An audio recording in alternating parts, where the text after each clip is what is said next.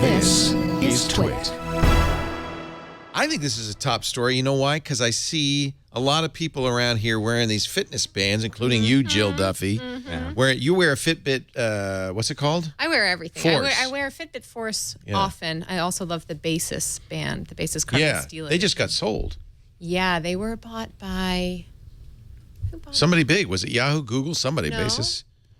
I almost want to say Intel. I don't think Intel. I think it was Intel. Yeah. Was it Intel? Congratulations. Ding, ding, ding. You're absolutely right. It was Intel. Yeah. No, and that's great for the company. I mean, it's a wonderful product. It really came out first in the sense of having a heart rate monitor that you didn't have to wear around your chest. So you could have this heart rate monitor on your wrist. It would count your steps. It does really cool stuff, too, if you bicycle, which I do. So if you bicycle... the Force doesn't know you're bicycing. No. But it thinks you're not exercising. It doesn't really count anything. I used to put it around my ankle. The Basis, though, when you start to bicycle, it knows your wrist position and the amount of speed you're moving, and it's like, okay, now you're bicycling. That's better. And same with running. Once you start running, it automatically records that you're running. And a lot of other devices that have that capability, you have to like enable it. This one just does it automatically. It also does your skin temperature. So between the heart rate, the skin temperature, and the movement, it can tell when you're in REM sleep versus light sleep versus deep sleep. So you just keep it on all the time? Yeah, you just leave it on all the time. It's the Basis Is that your favorite? Carbon steel edition. Yeah, it is. Kind of looks like a watch, too. It does. It has a wonderful display on it. It's $199, so it's more expensive than a lot of the other fitness trackers out there. But that's by far my favorite one. Dan, you sound like you bought into this too. What? Yeah. I mean, look, it's been said before, but it's worth saying again. The wearables market is kind of waiting for its iPod.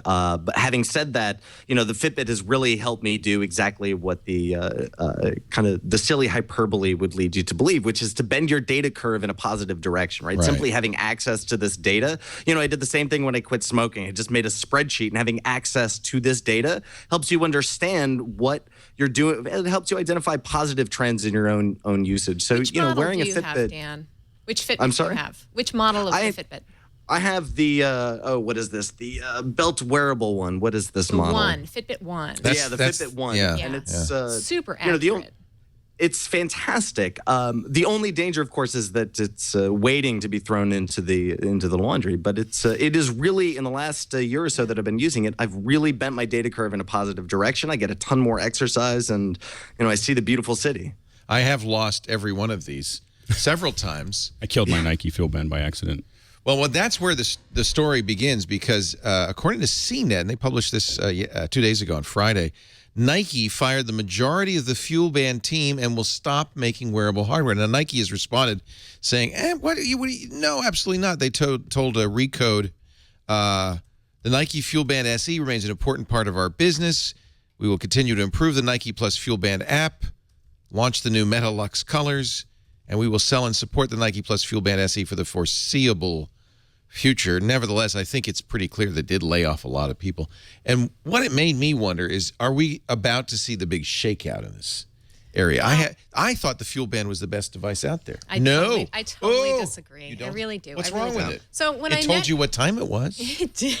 In a hard bangle that wasn't going to bend or move at all. I found it uncomfortable. Well, you have smaller wrists than I do. It fit me well. I have pretty big wrists. All right. But, for $150, which is what the fuelband SE costs, you don't really get a whole lot of data. So a lot of these other trackers will tell you your steps, your mileage, your heart rate, all this other stuff.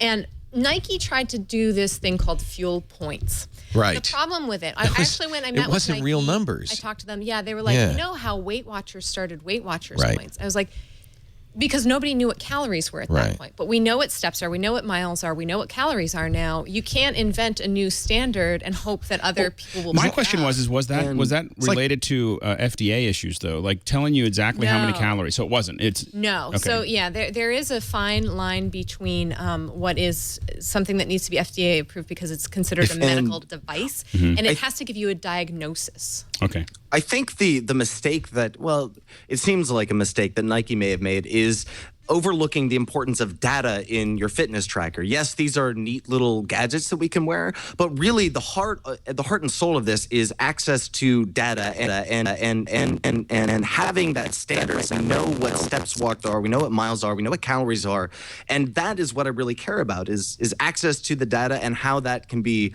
The value proposition is how this data can make my life better. It is not having a gadget that is flashy, but isn't standard and doesn't work in a way that I would expect it to work. Yeah. I mean, I focus a lot on the software side, the app side, the usability of, because exactly what you're saying, Dan, is that if you don't understand all the data it's collecting, then there's no point in having that data. Right.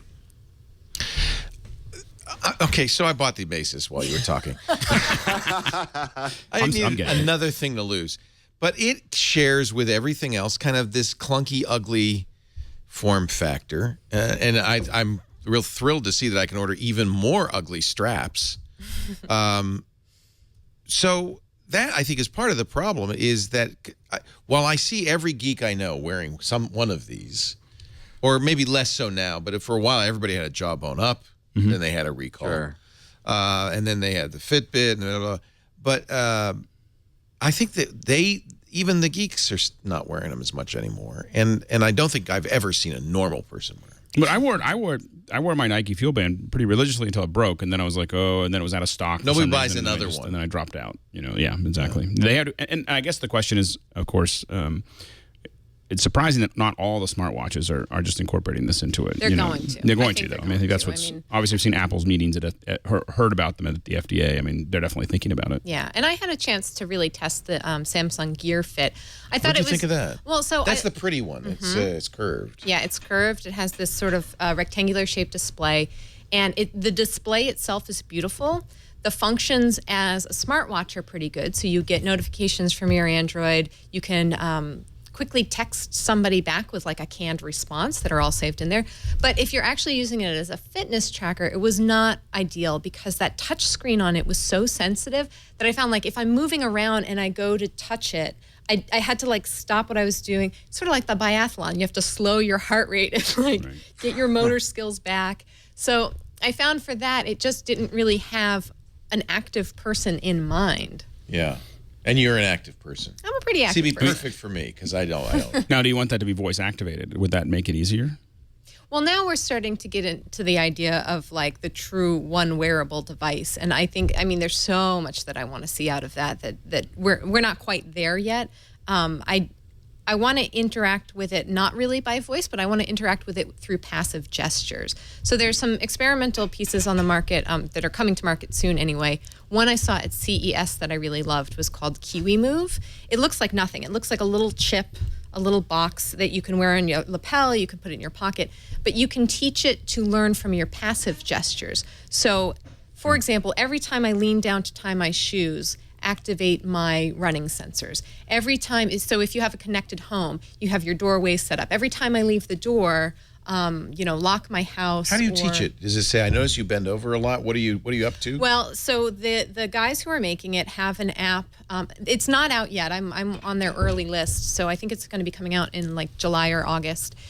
You would train it with this app. So you can do active gestures too. And the one that they would show at CES was when I draw a music note in the air, that means launch Shazam, find out what song is playing, and then offer for me to buy it through my store of choice. That's a little weird gesture, but I guess you could have other gestures. But it's neat because other people can't mimic your gestures. Right. Because there's very specific things that humans do. It's a wonderful pairing of like humans and computers, I think. Right. I mean, Chad's a big Pebble guy.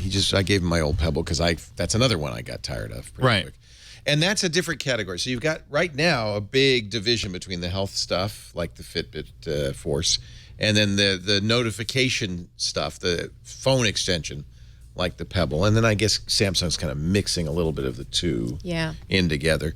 But what's interesting is the Pebble. Do you wish you had health features in the Pebble? Well, you can go install that from the store. So it does do that. It does. Yeah, it does some stuff. So like Runkeeper is one of their most popular ones. It's basically just a pedometer, just like the other ones. It's not doing any of the cool heart rate or skin temperature stuff, but it's still a pedometer. And I've one thing that I got really excited about. I haven't tested it yet. is a sleep tracker, and that's all built into the Pebble because it's just a smartwatch at this point. Yeah. Yeah. That's why you don't get raises, by the way, Chad. I just give you my old crap. Right, It's- exactly. That's kind of like a raise. Yeah. But I think the whole movement of I didn't have to wearables, spend $100 on the Pebble. the wearable movement in general, you know, there's a lot of stuff that I think we're going to jump over. So I always talk about Google Glass, and the problem is you're still looking at a screen. And I think that's something we need to jump over. What would you have instead? So like I was talking about passive gestures. I think Yeah, something but that... you need a screen to read. Right. So eventually you will look at your smartphone. I think the smartphone is the thing You're not that going we're to get tethered rid of the to. smartphone. Yeah. Well, but I think when you look at Google Glass and then you look at the context that they're building, it seems that they're probably Google Glass is kind of an early version of something that's going to be a lot more embedded, into what we're doing. Yeah, I hope so. And I think I have Google Glass, and it's not something I wear every day. I use it a lot for video, so shooting videos and having that screen becomes super important. There's a lot of other like wearable devices that I can put on, and what I use it for a lot of times is instructions. We have a lot of technical stuff, and so I'm like, this is how you do this, and this is what and send off a little video or capture a little bit of moment, and I can't do that with anything else. I mean, like effectively. Yeah. It sounds like you guys think that this is a fairly useful category.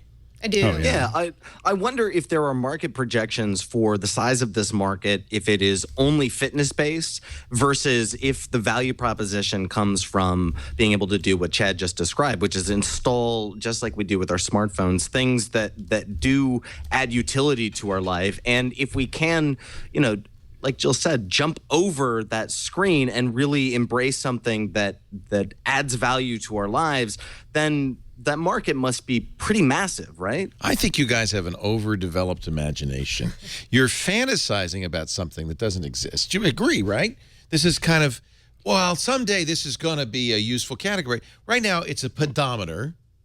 Basically, it's a pedometer. Unless it does heart rate. It gives you, okay, maybe it's a pedometer plus heart rate. Chad's watch says, hey, somebody's calling you. Okay, but you still have to pull out the phone.